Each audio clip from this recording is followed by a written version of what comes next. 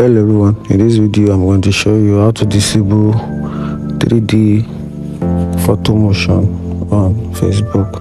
So for you to be able to do that, you have to open your Facebook app on your phone.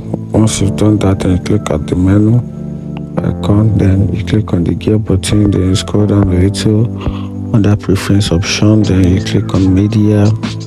From media, you're gonna scroll down the little, then you find the options for video and photo settings. So for you to be able to disable this 3D photo motion on your phone, on your Facebook account, which actually help you to reduce some video or photo effect on your Facebook account, just to be able to optimize the battery level and the way Facebook consume your battery.